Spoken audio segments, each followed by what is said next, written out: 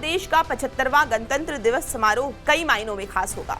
इस बार की परेड में स्वदेश में बने हथियारों को प्रमुखता से शामिल किया जाएगा, जिसमें T-90 भीष्म टैंक, नाग मिसाइल, प्रचंड हेलीकॉप्टर, पिनाक वेपन सिस्टम समेत कई स्वदेशी साजो सामान शामिल किए जाएंगे। इन स्वदेशी हथियारों के बनने से लेकर सेना में शामिल किए जाने तक का सफर बेहद दिलचस्प रहा है। इनसे हमारी सीमाओं की सुरक्षा मजबूत तो हुई ही है, साथ ही हर भारतीय को इस पर गौरव करने का मौका भी दिया है।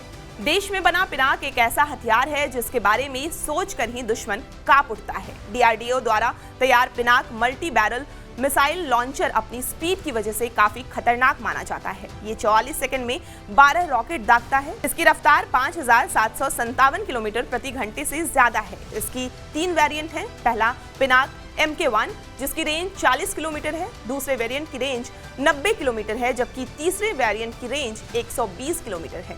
अभी इसकी रेंज को 300 किलोमीटर करने की कोशिश जारी है। 1999 की जंग में पिनाक से पाकिस्तानी सेना पर करारा वार किया गया था। इसे अमेरिकी हिमास मिसाइल से कहीं आगे माना जाता है। बता दें कि पिनाक भगवान शिव के धनुष का नाम था। नाग स्वदेश में बनी made in India anti tank guided missile है। DRDO द्वारा तैयार नाग मिसाइल को हेलिना भी कहते हैं। इसे साल 2000 में भारतीय सेना में शामिल किया गया।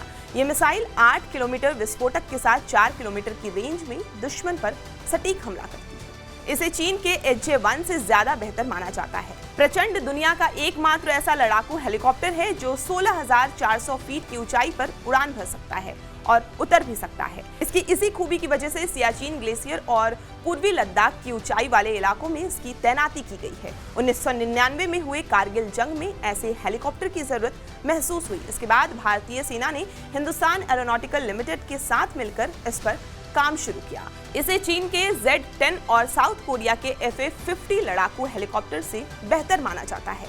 एडवांस लाइट हेलीकॉप्टर ध्रुव से देश की सेना की ताकत बढ़ी है। इसे सीमा पर निगरानी में काफी मदद मिलती है। कभी भी सूचना पर ध्रुव हेलीकॉप्टर से मौके पर आसानी से पहुंचा जा सकता है। हिंदुस्तान एरोनॉटिकल लिमिटेड यानी HAL द्वारा तैयार इस हेलीकॉप्टर में 2 पायलट और 12 जवान बैठ सकते हैं।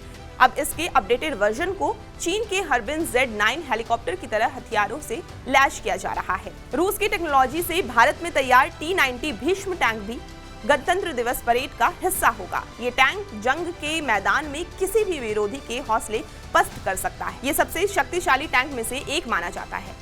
आकार में छोटा होने की वजह से ये जंगल, पहाड़ और दलदल वाले इलाकों में भी तेजी से चलता है। इसमें 125 मिलीमीटर की मोटाई वाला स्मूथ बोर टैंक गन लगी हुई है।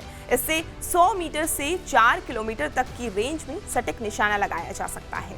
इसके अलावा इजराइल की मदद से तैयार MR-SAM मिसाइल भी परेड में दिखेगी। इस तरह 26 जनवरी की परेड में सेना की स्वदेशी ताकत नजर आएगी। देश दुनिया की हर खबर देखने के लिए बने रहिए TV9 भारतवर्ष के साथ।